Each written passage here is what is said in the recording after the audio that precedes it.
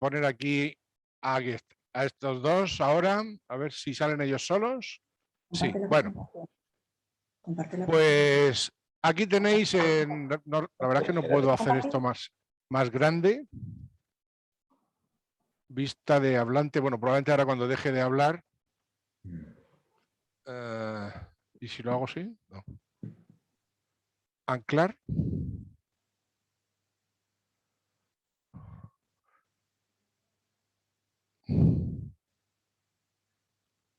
No. Bueno, más o menos se les ve. Ahora cuando yo deje de hablar se les verá mejor probablemente. Bueno, pues vamos a continuar con la cuarta ponencia de hoy. Desde Madrid tenemos a Sheila Justo, que es actualmente, déjame que tengo por aquí la chuleta. Sheila Justo, que es actualmente es vicepresidenta de AMITS, que es la Asociación de Médicos y Técnicos Sanitarios madrileña, perteneciente al sindicato médico, a la Confederación Estatal de Sindicatos Médicos. Y a su derecha está Miguel Ángel Blanco, también, Miguel Ángel García, perdón, también de AMITS y también una persona muy interesante en el sindicato madrileño desde hace muchísimo tiempo. Yo lo conocí hace pues más de 15 años cuando yo era decano y coincidimos en una de nuestros trabajos, ¿no? Que era la demografía médica, tema que es el que retomamos ahora.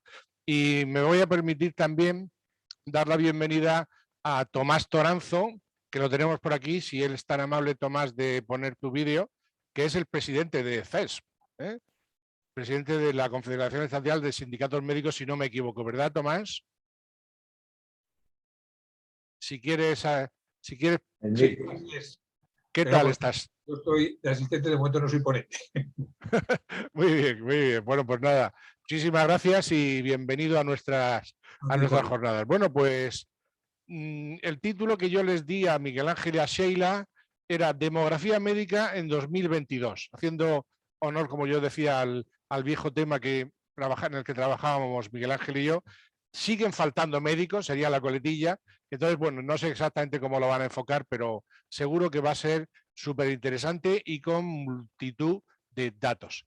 Así que, chicos, cuando queráis, pues compartimos vuestra pantalla y para adelante. Preséntate, ¿no? Bueno, lo primero es saludar, ¿no? Exacto. Muchas gracias por invitarnos a participar a estas jornadas, porque es un tema que está en el candelero y creo que va a dar y esclarecer con estos datos que aportamos cuáles pueden ser las soluciones y va a abrir un gran debate. Así es que pues, espero que a los asistentes les sea muy útil esta presentación. Vamos a empezar con la pregunta del millón, ¿no? ¿Faltan médicos? Porque es algo que realmente está en prensa prácticamente a diario. Las noticias nos dicen que faltan, que se van a perder en los próximos años, se cuantifican en 80.000, 90.000. La atención primaria no puede más, está sobrecargadísima y tampoco hay profesionales para contratar. ¿España se queda sin médicos en unos años? Pues realmente es algo que inquieta y mucho, sobre todo por las soluciones. Porque si ahora no tenemos médicos, desde luego que en un futuro es posible que estemos peor, teniendo en cuenta estas jubilaciones. Y es por eso por lo que hay que tomar medidas desde ya. Este verano nos traían este procedimiento de actuación ante la ausencia de un médico de familia en un centro de salud, que es una paradoja, ¿no?, de la realidad, ¿no? ¿Qué hace un centro de salud sin médico? Y esto es algo que es un documento real del Servicio Madrileño de Salud. Por otro lado, en Aragón, en los centros de salud había carteles como este, ante la ausencia de médico, ¿qué hay que hacer con las patologías urgentes, con las demorables? Pues bueno, pues en principio hasta ayer incluso se hablaba de cuáles son los motivos por los que no hay médicos, ¿no? Esta es una noticia de redacción médica. La presidenta decía que no hay médicos porque no hay suficientes facultades de medicina o porque no se ha homologado con la suficiente celeridad. Así es que vamos a ver, después de toda esta parte técnica que va a explicarme Miguel Ángel, cuál es la situación. Por otro lado, tenemos cada día noticias y ofertas de empleo constantes de todos los países de la Unión Europea, pero principalmente Francia, Alemania, que nos ofrecen excepcionales condiciones laborales, de Suiza, y bueno, pues hay en principio una gran oferta de empleo en Europa.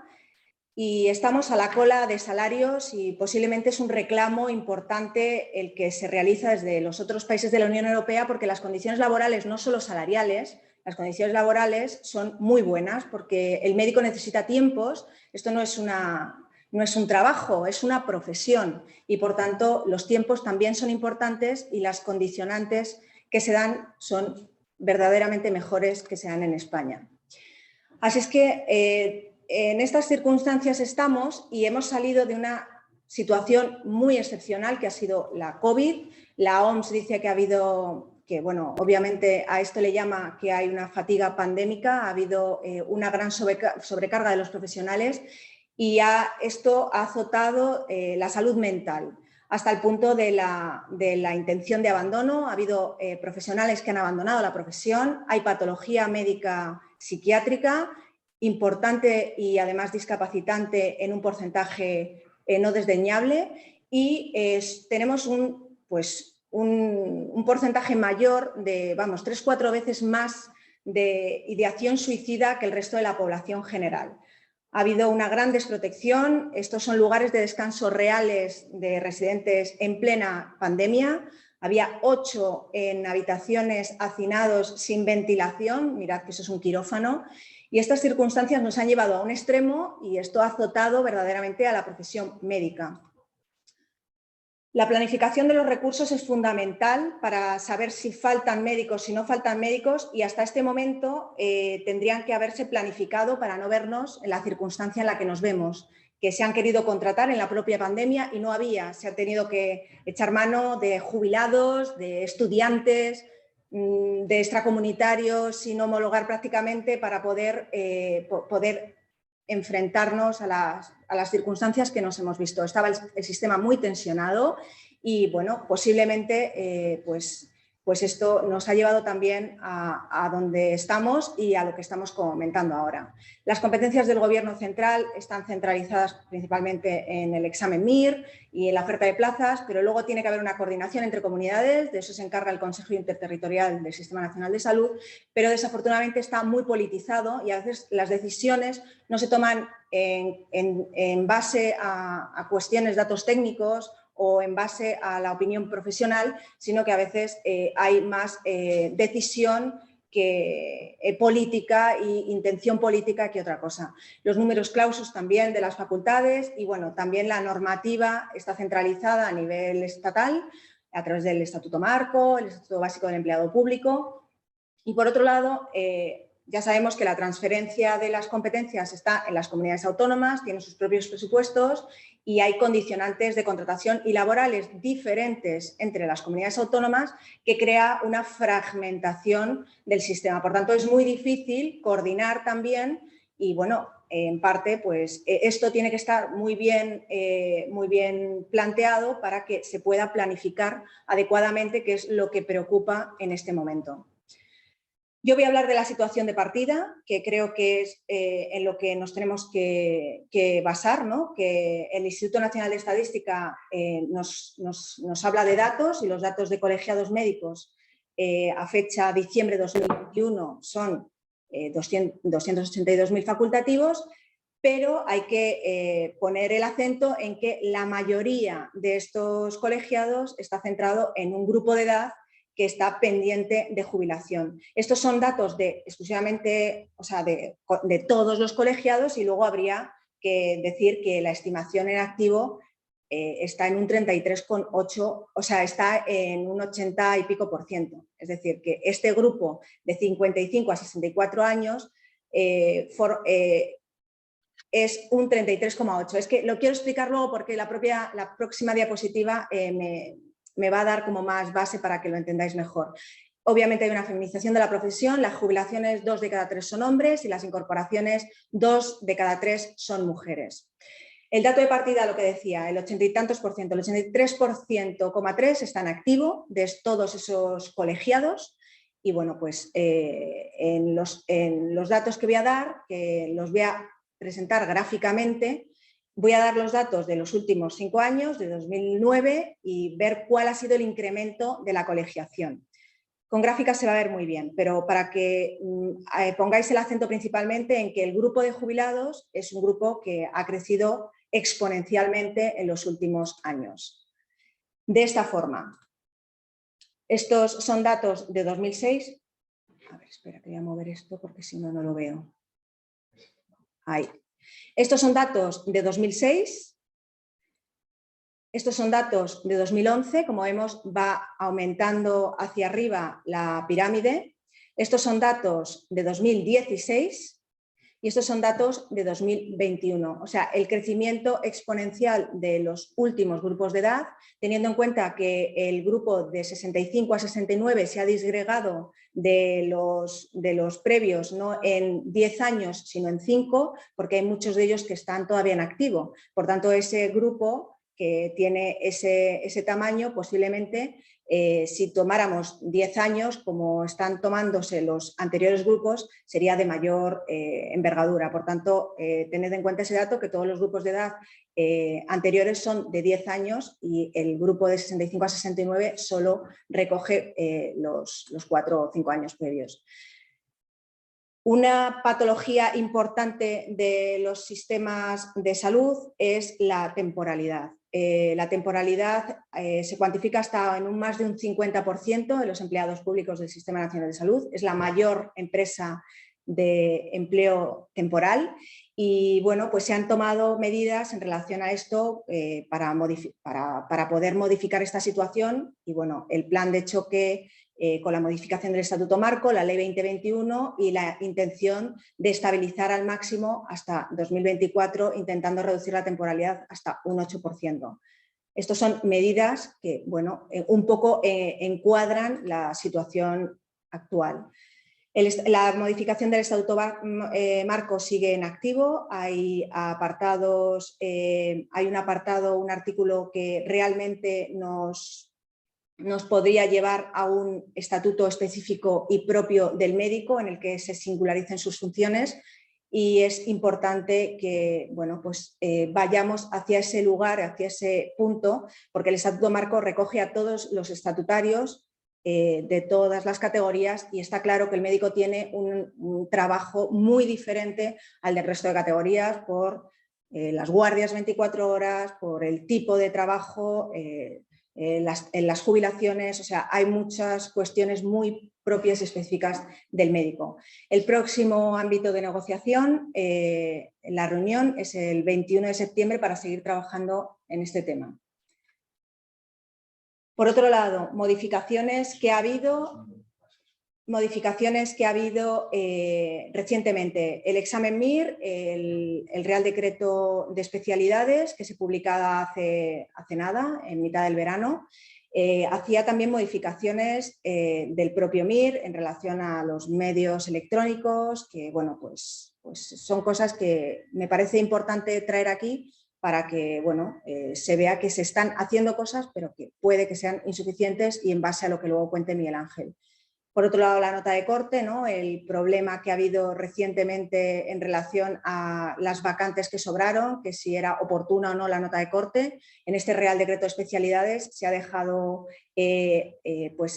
a la posibilidad de requerir puntuación mínima, pero no se ha establecido como tal, ya que fue un tema que se debatió mucho durante la elección de este MIR 2021-2022. Por el momento sabemos que tenemos 93 vacantes, ha habido grandes cambios en el sistema de elección de plaza. Todos me imagino que somos conocedores de estas imágenes que tuvieron lugar tanto el año pasado como este año. La elección ha pasado a ser una asignación telemática mediante listado. Se mejoró mucho gracias al esfuerzo de los aspirantes y el apoyo del sindicato médico a nivel nacional, la Confederación Estatal de Sindicatos Médicos, porque está claro que la primera propuesta del Ministerio a través de la resolución decía que se iba a hacer una asignación de 8.000 puestos en un solo día con un listado. Es decir, tú mandabas tu listado, si eras el 5.000, pues tenías que poner al menos 5.000 plazas y al final de la jornada sabrías que te había tocado. Esto al final se ha mantenido en formato telemático, pero en 400 por turno. Por tanto, son cambios que, bueno, nos han traído consecuencias. ¿Y qué consecuencias nos han traído? Porque estos son datos del Ministerio que publicaron a fecha de diciembre. La asignación por listados se establece en 2022 y vemos que nos deja 190 desiertas. En relación a 2017 es prácticamente 4 veces más este dato, teniendo mayor número de desiertas, principalmente centrado en las especialidades de medicina familiar y comunitaria y salud pública. De este procedimiento tendremos datos en diciembre, pero tenemos por el momento 93 vacantes y todavía no tenemos las desiertas. La segunda vuelta que se ha hecho y esto me parece que, aunque no tengo diapositiva, es interesante ponerlo sobre la mesa. La argumentación del cambio de la orden ministerial es en base al déficit de médicos que habrá en 2029-2035 y, sin embargo, lo que se plantea como opción y como solución es ampliar el número de extracomunitarios, que están en torno a 4%, al 6,6%, y estos extracomunitarios sabemos que están y que se integran en el sistema MIR en base a un plan de cooperación internacional con el objetivo de revertir ese conocimiento. Por tanto, no nos van a dar solución posiblemente o no inicialmente al problema que se plantea en la modificación de la orden ministerial. Es bastante curioso leerlo por si tenéis la ocasión en algún momento. Por tanto, para formar un médico, cuando a uno le faltan médicos, los médicos no es magia, no aparecen espontáneamente. Tenemos un procedimiento largo para tener médicos especialistas.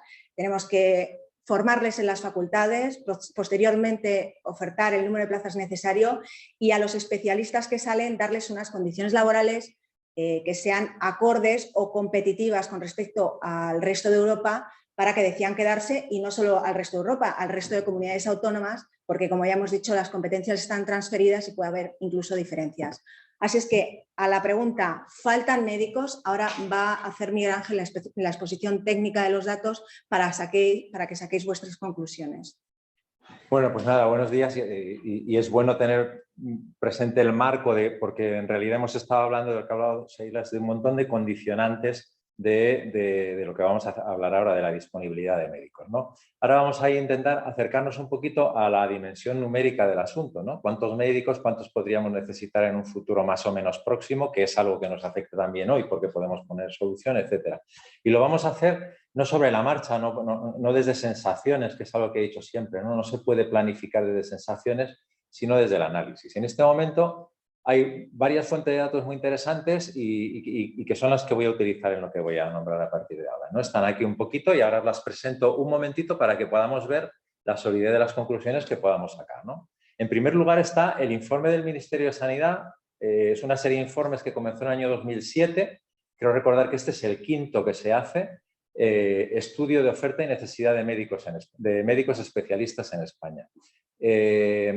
Es un estudio, como digo, que se viene haciendo periódicamente, que hace una foto fija de la situación actual, un corte que hace en julio de 2021, y analiza cuántos médicos hay en este momento desde la perspectiva que ellos utilizan, que es, por un lado, le pido a todas las comunidades autónomas cuántos médicos trabajan, cuántos especialistas trabajan para ellos. O sea, sí podríamos hablar relativamente de alguna limitación, pero de un censo de profesionales del sistema público. Y sobre el ejercicio privado hace una estimación que no es fácilmente reproducible ni es transparente en el informe. Nos tenemos que fiar de ello. A mí me parece que el trabajo sistemático que hacen, podemos asumir fiabilidad de ello, pero no podemos reproducirlo, no podemos discutir si esa estimación de la práctica privada es acertada o no. Y la segunda parte muy importante es la proyección hacia el futuro, para lo cual utiliza una estimación, y aquí hay un detalle que yo no sé si ha pasado desapercibido porque de esto no se ha oído nada. En las entradas a ese modelo que ellos saben cuántos se nos van a ir incorporando, el numerus clausus, es decir, el número de alumnos que entraría en las facultades de medicina cada año, se incrementaría en 115, 120 plazas anualmente. Es decir, en su estimación, en el año 2035 habría ya 8.670 plazas de facultad. Es decir, aquí se introduce en este modelo un aumento de plazas de facultad del que dudo que se haya dialogado mucho, ¿no? Pero ahí está introducido. La oferta MIR toman de modelo la oferta MIR que ha terminado de adjudicarse hace unos meses y incorporan también el promedio anual de homologaciones de títulos de especialistas, que es bajito. No son las 2.000 o 3.000 que se habla, que muchas de esas son de medicina general, de especialistas es un número inferior, pero ni está ni he conseguido encontrarlo, es un número más bajo. Y salidas, pues jubilaciones de funciones, y parece que, aunque no queda claro tampoco, que incorporen la salida de médicos al extranjero. Y a esto añaden un pequeño matiz de cómo van a ir las necesidades para estimar si los médicos que va a haber son suficientes o no. Hay otras fuentes interesantes, una muy interesante que recomiendo sobre todo a los médicos jóvenes o a los estudiantes, es ese documento del año de hace 3 años del Ministerio de Sanidad, que lo que hace es ver dónde está trabajando los residentes que terminaron en los años 2016 y 2017. 2 años después les preguntan y por lo tanto da muchos datos de empleabilidad, de migración, etcétera, que pueden ser de interés. Hay un estudio que hicimos en colaboración, la Organización Médica Colegial y la Confederación Estatal de Sindicatos Médicos, en el que participé yo. También analiza la estructura de la profesión en aquel momento, 2017, y cómo podría ser la proyección para los años siguientes. Y luego Eurostat, la fuente de datos estadística europea, y el Instituto Nacional de Estadística para datos más locales, ¿no? Eurostat muy interesante para la comparación con otros países de nuestro entorno. Y lo primero, porque están empezando a difundir mensajes. La cifra de médicos colegiados en España no ha parado de crecer desde hace muchísimos años, muchísimos, muchos más de los que aparecen en la gráfica. No estamos no estamos reduciendo la disponibilidad de médicos en España, y tampoco las jubilaciones están haciendo reducirse el número de médicos, como podéis ver en la gráfica. Por tanto, ese mensaje que aparece con frecuencia de que las jubilaciones no están pudiendo ser compensadas hasta ahora no es cierto. ¿Por qué? Por 2 cosas. Porque hace 15 años, y ahí estuve implicado la Confederación Estatal de Sindicatos Médicos, pero también el grupo que hace los informes para el Ministerio, ya se anticipó esta cantidad de jubilaciones enorme que os ha contado Sheila, y se incrementó por ello el número de plazas de facultad progresivamente de 4 a 7.000. Justamente para evitar esa caída. Con lo cual, cuando ha habido gente que se ha sentado a pensar y a planificar y se han puesto en marcha las soluciones, sí se pueden anticipar y sí se puede poner una pequeña solución. Es decir, no hay un problema porque las jubilaciones estén superando a las entradas. Es verdad que aquí hay una pequeña ayudita porque están entrando al año también un número importante, luego lo veremos, de médicos extranjeros, ¿vale? Pero sí que es verdad que la cifra está creciendo. Por lo tanto, desde ese punto de vista sería difícil hablar de falta de médicos en este momento. Pero el informe del Ministerio sí que aporta una duda, porque lo que refleja es una pequeña pérdida de profesionales del año 2017 al 2021. El informe del Ministerio detecta una pérdida de 2.000 profesionales en España, es decir, en el año 2017 había casi 195.000 y en este año, en el año del corte, 2021, habría 192.500 médicos, ¿vale? De los cuales 56.000 no estarían en el Sistema Nacional de Salud. El resto, que es lo que os presento, bueno, esa discrepancia podría ser porque realmente hay abandonos del ejercicio, porque haya gente que se esté marchando fuera, porque algunos de estos médicos realmente no hayan conseguido la especialidad. Ya sabemos que el MIR ha generado de nuevo un poquito de bolsa de médicos que no han podido... En fin, no queda clara esta discrepancia, pero es verdad que el informe del Ministerio, que utiliza la misma metodología que hace 4 años, detecta una pequeña pérdida. Y lo importante es que esa pérdida, sobre todo, parece que está en los profesionales que trabajan para el Sistema Nacional de Salud, es decir, el número de médicos que trabajaban en 2018 para el Sistema Nacional de Salud se ha reducido en 2.000 y pico, como veis, en este añadido que le he hecho yo como un apaño, ¿no?, para que la gráfica, para que los datos fueran más gráficos. Se ha reducido en 2.000 y pico, a pesar de los contratos que se han incorporado por el tema COVID, ¿no? Entonces, quizás por aquí podamos empezar un poquito a entender alguna de las tensiones que está viviendo el sistema público.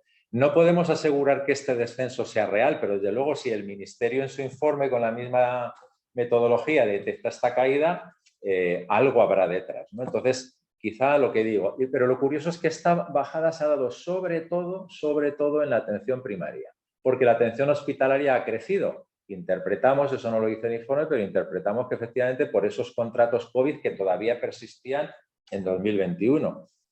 Pero la atención primaria ha caído, ¿no? Y esto lo que me lleva... Bueno, aquí se nota también un poquito, no me voy a detener en esa diapositiva. Una curiosidad es que se detecta que el empleo en el sistema público hay más especialistas en proporción a la población en la zona norte que en la zona sur de España. Una cosa que también detectó el estudio MCCENS y que en un trabajo que tuve que hacer hace tiempo ya estaba presente y que se ve que no cambia, ¿no? Había una serie de condicionantes de esta distribución, entre los cuales estaba la presencia de facultades de medicina y la cantidad de alumnos que a lo largo de la historia había formado cada ámbito geográfico, ¿no? Un pequeño apunte de la medicina de familia que he comentado. No solo, aquí podéis ver que el número de médicos de familia se ha reducido del año 2017, bueno, el informe es 2018, los datos eran del año anterior, al momento actual. Es decir, hoy hay menos médicos de familia disponibles que hace 4 años y efectivamente lo estamos viendo, no se consiguen cubrir las plazas que había. ¿Y dónde se nos ha ido una buena parte? Pues esta es la evolución de los médicos de familia en atención hospitalaria. En su mayoría, urgencia hospitalaria. Probablemente también haya otros ámbitos como paliativos o tal, pero eso numéricamente es menor. Es decir, sí que se está produciendo una fuga de médicos o un desvío de médicos de familia hacia la urgencia hospitalaria, y eso es parte del problema del déficit actual de médicos de familia. O por ahí se podría interpretar una parte. Esto en cuanto a ratio poblacional, no me estoy deteniendo en todas las figuras. Y si echamos la cuenta de la vieja un poquito, si de las cifras que había en 2017, los que se pueden haber jubilado, los que hoy se permanecerían de hace 4 años y los que realmente hay, pues habrían incorporado en estos 4 años más de 9.000 médicos de familia, pero no se han producido tantos en el MIR. Es decir, que la situación actual es muy tensa, especialmente para la medicina de familia, porque debe haber cubierto plazas con médicos que han venido de fuera, porque tantos MIR no han aparecido en estos 4 años. O sea, yo creo que ya vamos viendo que efectivamente hay tensiones en el mercado, no es solo una sensación o tal, sino que hay tensiones en el mercado. ¿Cómo andamos en comparativa europea? Esto es ratio poblacional, número de médicos por 100.000 habitantes. Pues en lo que nos importa, que es la columna de la derecha, ejercicio asistencial, parece que estamos bastante arriba. Es curioso porque en total de médicos no estaríamos tan arriba. No queda muy claro por qué este cambio, porque luego la estadística comparada es compleja, pero si podéis ver, muchos de los países que hemos adelantado están prácticamente en el mismo nivel. Es decir, estamos un poco en el nivel medio-alto europeo en cuanto a disponibilidad de médicos, pero resulta que la falta de médicos es un problema que se detecta o que se vive en bastantes países europeos. Es decir, es probable que estemos en esa media alta europea, pero en una media alta en la que sí parece que los médicos no son suficientes, ¿no? Entonces, concluyendo, ¿qué podemos decir? Pues que no parece que faltaran médicos porque el número ha ido aumentando, a pesar de que el informe del Ministerio sí ha detectado problemas, sobre todo a nivel de pérdida de facultativos en el sistema público. Quizá ya empezamos a ver un poco cosas, ¿no? Proyección de futuro. Esta es la proyección de futuro. Esto es un gráfico preparado por nosotros, no son los mismos que hay en el informe del Ministerio para que sean más visibles y para jugar con ellos. Pero esta es un poco la proyección que se hace. Es una proyección de crecimiento escaso en los próximos 8 años. Todavía la jubilación van a ser muy importantes, como os contaba Sheila, pero a partir del año 2029-2030 el crecimiento de los médicos va a ser muy llamativo, ¿vale? Vamos a tener unos médicos unos años un poco ajustados porque el número de médicos no es previsible que crezca mucho, ¿de acuerdo? A nivel de ratio poblacional, pues vemos lo mismo, la cifra azul que es la que interesa, la amarilla es la proyección de OMC-CENS, pero no quiero complicarme con ello porque nos es suficiente con esta proyección que vamos a ver en varias ocasiones, ¿vale? El informe del Ministerio incorporaba una previsión de necesidades. Pregunta a los expertos cómo andamos ahora y cómo van a ir las necesidades asistenciales en los próximos años. Esta sería la curva del número de médicos que el Ministerio prevé que vamos a tener hasta el año 2035 y esta es la curva de necesidades que se estima a partir de lo que han dicho los expertos. Ya en este momento, según los expertos, habría un déficit que podría rondar los 5.000 médicos, ¿vale? Y que aunque no, la jubilación no vence la curva, pero la aplana mucho, Fijaos a qué distancia llegamos a estar. En el año 2027 el informe prevé un déficit de hasta 9.000 médicos, ¿vale? Ya de paso comentar que hay algunas especialidades que estarían peor, y en medicina de familia liderando la clasificación, pero también anestesistas, geriatría, psiquiatría y rayos, y algunas especialidades en las que iríamos sobrados. Tendencia que se mantendría más o menos en el tiempo y que puede ser útil para los que puedan buscar empleo en un futuro próximo a partir de información cruzada de jubilaciones, de tasas de reposición, de la empleabilidad que los interesados pueden encontrar en los 3 informes de los que hemos hablado al principio, ¿no? Y aquí, esta es una incorporación nuestra. El propio informe del Ministerio habla de que hay un grupo de trabajo de Hacienda que ha determinado el peso de cada grupo de edad en el gasto sanitario. Como para el futuro se prevé que la población envejezca, pues es una herramienta interesante para analizar la previsión de demanda sanitaria que pueda haber en el futuro. El informe del Ministerio se limita a hacer ese apunte. Hay un conjunto de tablas, es un tema complejo, pero me parece que es un tema súper interesante. Os lo quiero explicar un poco gráficamente para que podamos ver. Esta sería la proyección de médicos en función de población por 100.000 habitantes que hace el Ministerio. Como la población ha crecido un poco desde el año 2017 y hemos perdido profesionales, pues ahora estamos en una ratio por debajo de la de hace 4 años. Pero, sin embargo, crecería en el futuro, ¿vale? Si hacemos caso a esas estimaciones de uso, pues si tomamos como estimación de uso el gasto sanitario, ya veis que la curva se nos viene muy abajo. O sea, el déficit de profesionales que podemos sentir ahora con respecto a 2017 es más gordo de lo que parece, pero es que es mucho más gordo en los años finales de la proyección. Debido al aumento de necesidades del envejecimiento, la cifra de médicos estaría muy por debajo del umbral del año 2017, fijaos. Esto sería una ratio ajustada, un artefacto para introducir el incremento de necesidades de población, de las necesidades sanitarias del envejecimiento. Si utilizamos otro de los indicadores del Ministerio de Sanidad, la curva nos sale más benigna. Esto es en función de la utilización de las consultas de atención primaria, que es profesional puro, que la atención primaria no usa tecnología, ¿no? Y esta sería la aproximación todavía peor si tenemos en cuenta las necesidades de hospitalización, por ver la necesidad de médicos especialistas. Es decir, que en el futuro, si realmente tenemos en cuenta las necesidades que podemos anticipar del envejecimiento, no vamos sobrados, ni siquiera vamos justos, vamos deficitarios. Y esto ya no hay quien lo arregle. ¿Por qué? Pues eso lo contaré ahora dentro un poquito, pero por adelantar algo, tardamos 12 años en formar más médicos.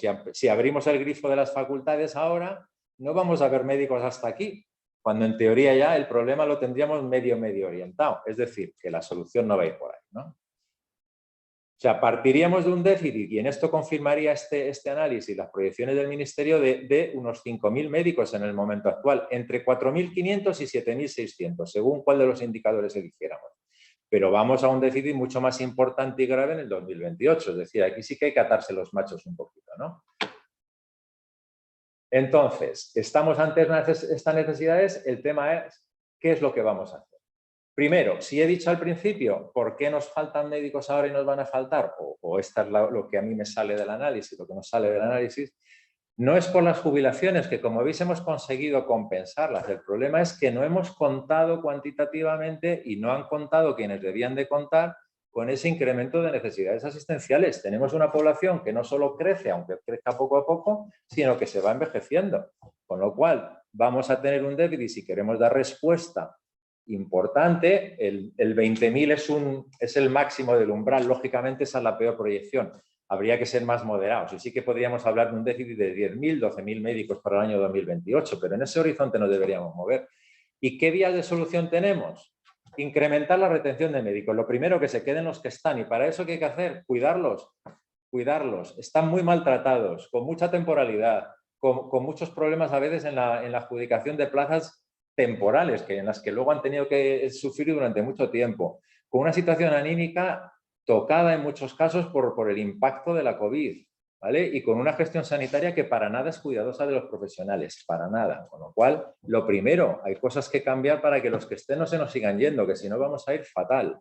Lo segundo, podemos plantearnos que la jubilación tenga un toque de flexibilidad y animar y hacer atractivo para que nuestros jubilados se mantengan. Nos han venido bien en COVID, pues nos van a venir bien en muchas otras situaciones, pero claro, si lo cuidamos, ¿no?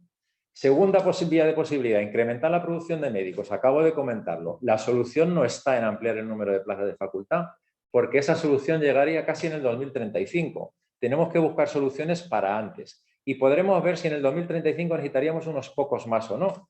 Pero es que lo que plantea el Ministerio es que entonces ya haya 1.600 plazas más de facultad. Y eso habría que hablarlo. Habría que ver si realmente van a ser necesarias. Podemos ampliar el número de nuestros especialistas incrementando el número de plazas MIR. Esto se viene haciendo en los 2 o 3 últimos años. ¿Cuál es el problema del incremento de plazas MIR? Que en breve va a disolver la bolsa de médicos que no habían conseguido entrar en el sistema de especialidad y como aumentemos mucho el número de especialistas, ¿de dónde los vamos a sacar? O sea, no va a haber suficientes licenciados. Podemos decir que sacamos 10.000 plazas MIR, pero no se van a ocupar las 10.000. Ya hemos visto que este año se quedan vacantes. Entonces, habrá que acompañar esa medida de alguna otra, ¿no? Podemos también incrementar la captación de médicos. Se nos han ido gente que ha abandonado la profesión y gente que se ha ido fuera. Si la profesión la hacemos atractiva y diseñamos un programa de regreso, de recuperación, quizá podamos tirar también de aquí. Lo cierto es que al extranjero no parecen estarse yendo tantos médicos. De los certificados que se piden a la OMC, que es esta curva de arriba, que llegó al pico en 2019 con más de 4.000, resulta que ese año la OCDE detecta médicos españoles en los países OCDE, que suelen ser los receptores de nuestros médicos, no llega a los 400, 500 como máximo en los últimos años.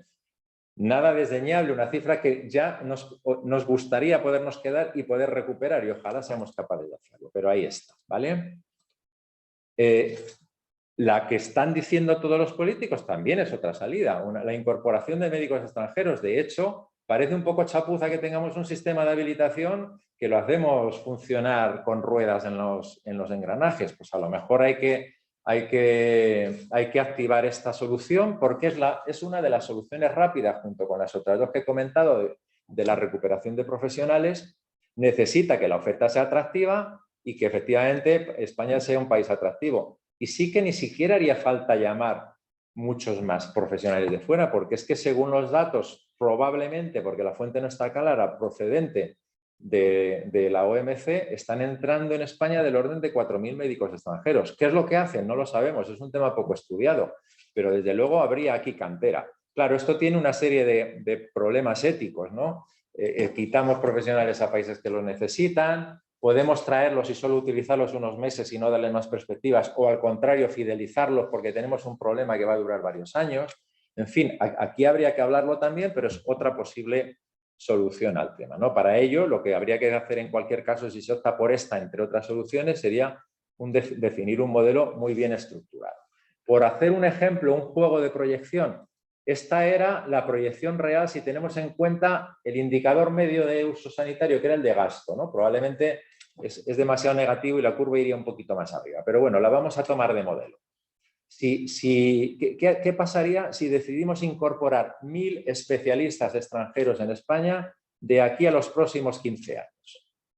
Vale, pues resolvemos el problema al final del periodo y a la mitad lo amortiguamos un poco.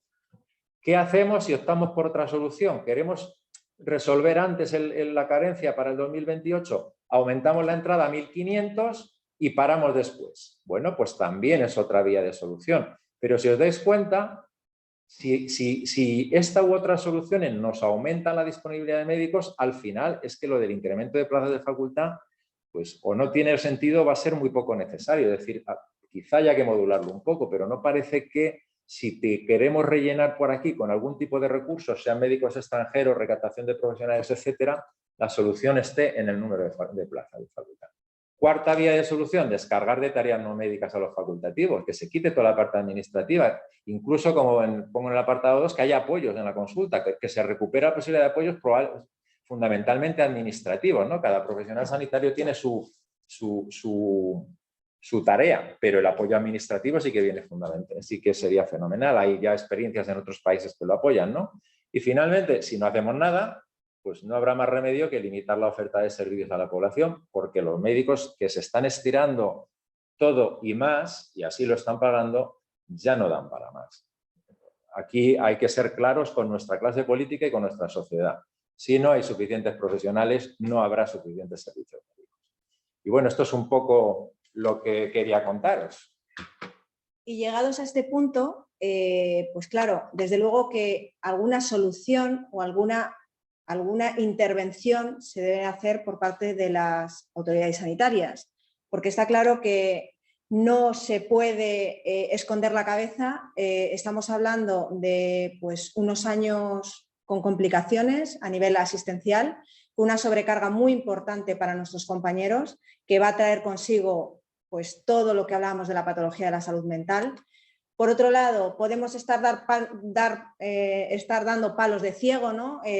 A nivel político ya empezábamos el debate con una noticia de ayer mismo, ¿no? Hay que aumentar el número de facultades, ¿no? Hay que hacer un estudio completo, pormenorizado y ver cuál es la solución y cuáles son los pros y los contras de cada una de las soluciones. Como hemos visto, no todo es ideal, pero está claro que si ahora empezamos a lo mejor a plantear el tema de los extranjeros como solución, es una solución muy rápida, pero a largo plazo, claro, puede dar un excedente de profesionales, de graduados en medicina, que bueno, pues termina siendo un perjuicio. O sea, hay que verlo con detenimiento. Así es que lo interesante sería pues hacer una mesa y con datos, con seriedad y con profesionales, ver cuáles son las opciones, las mejores opciones posibles en base a pros y contras y ver qué tenemos que hacer llegados a este momento y con la previsión suficiente para que los próximos años estén amortiguadas todas esas necesidades de la población y el envejecimiento poblacional.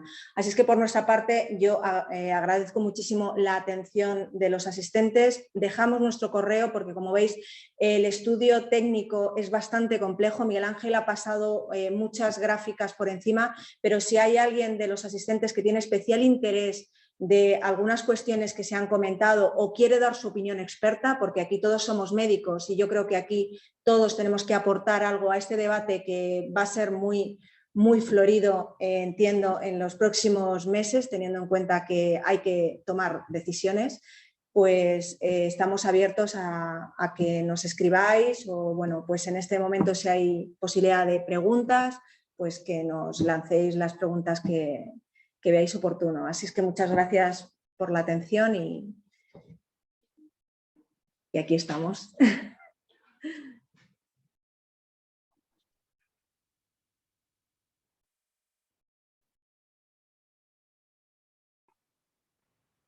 ¿No oímos? No oímos.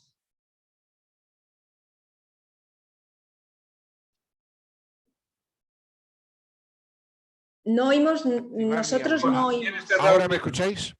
Ahora sí. Ahora sí, ahora sí. No, nada, decía, perdonad. Ahora sí. Tenía... A ver, ha salido... ¿Dónde están? ¿Por qué se han ido los...? Aquí. No, estos. No sé por qué ahora... aquí estáis ahora. Bueno, pues nada, estaba diciendo que enhorabuena, que muchísimas gracias, que fabulosa presentación, que no me quedaba ninguna duda conociendo a Miguel Ángel de hace tanto tiempo, pero bueno, enhorabuena también a Sheila por el excelente trabajo y el problema que tenemos. Yo, si me permiten mi opinión, Miguel Ángel, Sheila, yo creo que al final tirarán por lo más sencillo, que es aumentar el número de facultades de medicina, aumentar el número de clausus, aumentará sobre todo la facultad de medicina privada y no resolveremos ningún problema. De hecho, pues ahí tienes a vuestra lideresa madrileña, que es lo que acaba de proponer. Pero bueno, ¿quién soy yo para decir nada? ¿Alguna pregunta, alguna cosita? Incluso de la audiencia online también podéis hablar, ¿eh? Voy a pasar el micrófono a un recién graduado de nuestra facultad, Miguel Ángel. Se llama Javier Velar. Hola, buenos días. Lo primero, enhorabuena por la presentación, porque recoger toda esa cantidad de información, procesarla, analizarla, interpretarla, es un nivel de análisis estadístico brutal. O sea que lo primero, enhorabuena por el trabajo y la presentación. Y lo segundo, a ver, Yo mismo coordiné dentro del Consejo Estatal de Estudiantes de Medicina hace 3 años un grupo de trabajo que iba enfocado un poco al aspecto demográfico que habéis comentado en esta presentación, sobre todo enfocado a lo que son los primeros, digamos, las partes más tempranas, lo que es de la perspectiva del estudiante de medicina y las plazas MIR. Todo el tema del aumento de los números clausus, del número de plazas MIR, etc. Lo que pudimos percibir, un poco grosso modo, era que haya un efecto, al menos en las partes más tempranas, el principal problema que hay es un efecto de embudo brutal, un efecto de embudo brutal que además es como acumulativo y que cuanto más se acumula es como una retroalimentación positiva, por decirlo de alguna manera. Tú aumentas el número de plazas MIR, no, perdón, tú aumentas el número de plazas de la facultad, de números clausus. Al fin y al cabo, al aumentar el número de clausus, aumentas el número de opositores MIR, porque la mayoría de ellos, a día de hoy, una de las salidas más rentables, las cosas como son, es optar a plaza MIR para tener plaza pública y demás. Pero si no aumentas la plaza MIR, no salen suficientes médicos efectivos, que al fin y al cabo el problema es ese, no es tanto el tener médicos como tal, sino que esos médicos puedan ejercer y en unas condiciones adecuadas, y no conforme con ellos, sino que encima los médicos MIR que salen ya al finalizar su formación, lo hacen en unas condiciones deficitarias, muy deficitarias. No hace falta, o sea, al final creo que el ejemplo más claro que lo tenemos todos presente es el de los médicos de familia, que ha pasado de ser una especialidad que sí que es verdad que se ocupaba en plazas muy bajas, pero que muchos lo hacían, digamos, de buena voluntad, que ahora mismo es la especialidad, la plaza MIR, que tiene mayores plazas vacantes. Incluso los compañeros, perdón, sí. Mi pregunta iba encaminada, perdón, a el tema de que cómo podríamos, o sea, medidas específicas que se podrían hacer de cara, por ejemplo, a especialistas muy recién salidos de su formación para, digamos, incentivar precisamente que se queden en el sistema sanitario público, para incentivar su formación, lo que hay comentado en el primer punto de las conclusiones, qué medidas específicas se podrían tomar, por ejemplo, para un MIR recién terminando su formación, para poder incentivar que se queden en el sistema sanitario y que precisamente puedan intentar aumentar el número de médicos efectivos y médicos que estén trabajando en el sistema.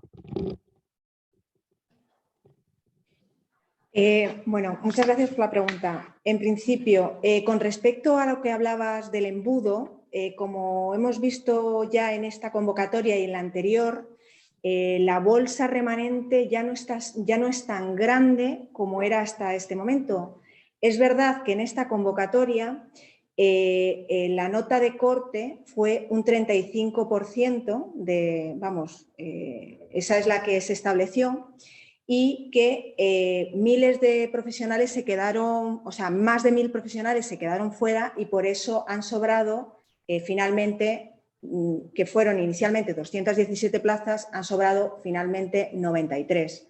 Por tanto, es verdad que el tema de la nota de corte podría ser una forma también de cubrir todas las plazas con profesionales pues con la intención de que no pase lo que ha pasado este año en base a el cupo de cooperación internacional y que bueno, pues se tomen las medidas que se esperan para que sean profesionales que se puedan quedar a futuro.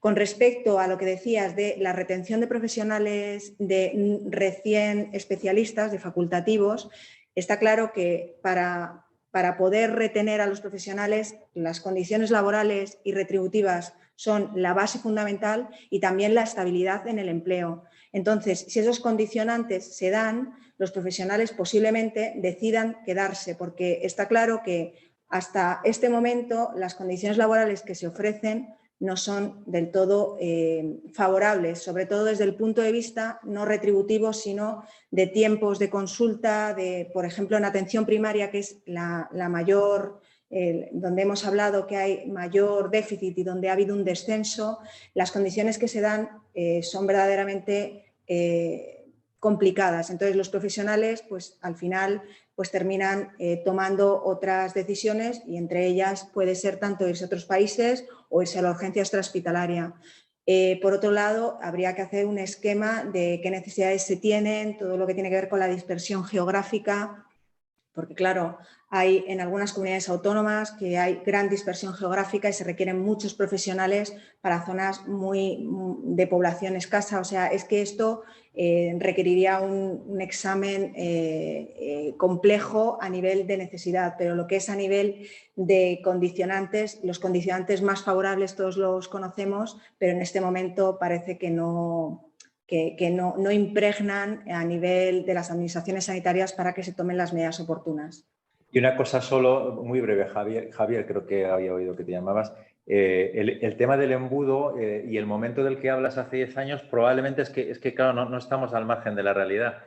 El número de plazas de facultad se determinó en 2008-2009 y se ha mantenido, aunque ahora está saliéndose ya un poco hacia arriba, y el número de plazas MIR depende mucho de la situación económica. ¿Qué pasa? En 2009 quiebra la consultora esta famosa de la crisis, en 2010 la crisis empieza a impactar en todos los países, en 2012 ya se reduce el número de plazas MIR, que cae durante los 5 o 6 años del embudo ha sido que las comunidades autónomas han reducido por criterios economicistas y sin esa perspectiva de futuro. Una pequeña parte del déficit actual de especialistas viene de entonces y este embudo del que tú hablabas, pero es un embudo del que ahora se está saliendo. Habrá que ver que no se siga produciendo en el futuro. Buenos días, soy Santiago Dieguez. Bueno, soy médico de urgencias del Hospital de Alicante y bueno, yo quería incidir un poquito en el problema de recursos que hay a nivel general de médicos, sobre todo de médicos de familia, que lo habéis planteado muy bien en vuestra exposición. Y desde ese punto de vista, en una de las gráficas, he visto que hay un trasvase en los últimos años de médicos de familia que acaban ejerciendo en los servicios de urgencia hospitalaria y extrahospitalaria. Y eso siendo cierto, que es así, es verdad que también se produce por una circunstancia muy concreta, que además hila muy bien en la ponencia que voy a hacer a continuación, que voy a dar yo a continuación. Y una de las soluciones que se han planteado en diferentes comunidades autónomas, como Galicia, parece que es la que más está profundizando en este asunto, Madrid también parece que quiere adaptar, es la creación de una especialidad que pueda albergar a los médicos de urgencias y a los médicos de emergencias y escindirla de la especialidad predominante en estos servicios, que es la de medicina familiar y comunitaria, para que cada cupo tenga su destino, ¿no?, necesario, y que no haya esos vasos comunicantes que hacen que cuando faltan en unos servicios de urgencias médicos es porque hay en atención primaria además y al revés, ¿no? Y bueno, era simplemente una consideración que además quería hacerla porque la siguiente ponencia es la que versa sobre este tema, más desde el punto de vista formativo. Gracias. Desde luego, pues, porque eso facilitaría mucho la planificación de los recursos, porque ahora mismo no podemos cuantificar cuántos profesionales de atención primaria se van a ir a otros niveles asistenciales. Entonces, claro, en esta situación de partida es muy difícil planificar. De esta forma sería también más fácil cada especialista en sus especialidades. Totalmente de acuerdo. Sí, pero eso también tardaría, ¿no? Porque si, aunque se cree la especialidad, que parece que se va a crear pronto, necesitarás 4 años para crear esos especialistas que entonces irán a sustituir a esos médicos de familia que irán poco a poco liberándose. O sea que también es una solución a largo plazo, ¿verdad? Hombre, hay un medio plazo, porque en realidad la creación debería ir acompañada a la vez del reconocimiento de todos los que tengan un mínimo de experiencia, ¿no? De eso sabe más Tomás, vamos, cualquiera de los que os movéis en la urgencia. Pero mucho cuidado, esa sería una parte de la solución. Como la atención primaria siga como está, no va a traer a los médicos, ya se buscarán otro sitio para irse. Pero con el camino que lleva la urgencia hospitalaria de deterioro de condiciones también hay que tener cuidado. Es decir, aquí el problema fundamental es si los políticos quieren tener un sistema sanitario decente para cubrir bien las necesidades de la población, o si quieren tener un cartel publicitario que diga nosotros cuidamos la sanidad, pero detrás del cartel lo que hay es basura. Ese es el riesgo de cualquiera de los sitios. Esto en positivo es mejoremos la retención, pero mejoramos las condiciones de ejercicio reales o se nos irán fuera. Quiero decir, les cierras a los médicos de familia por lo que plantea, les cierras la urgencia y ya se buscarán otra cosa. Pero cuidado que puede ocurrir con otras especialidades, ¿eh? Sí, Así es. Bueno, el tema desde luego da para mucho. ¿Alguna última intervención? Yo creo que todos tenemos más o menos las ideas claras de por dónde está el problema, pero en 17 comunidades autónomas con un Ministerio de Sanidad debería liderar, ¿verdad? Porque si no es muy difícil, imposible, y todo el mundo al final va por libre. Se aumentan, este año van a empezar 3 nuevas facultades de medicina en Andalucía y enseguida empezarán otras en otros más. Pero bueno, que muchísimas gracias, Miguel Ángel, muchísimas gracias, Sheila, y lo dicho, hay que publicar este estudio, estos datos, hay que publicarlos, que quede evidencia de lo que pensáis y de lo que muchos pensamos, por supuesto. Muchísimas gracias. Gracias. Gracias.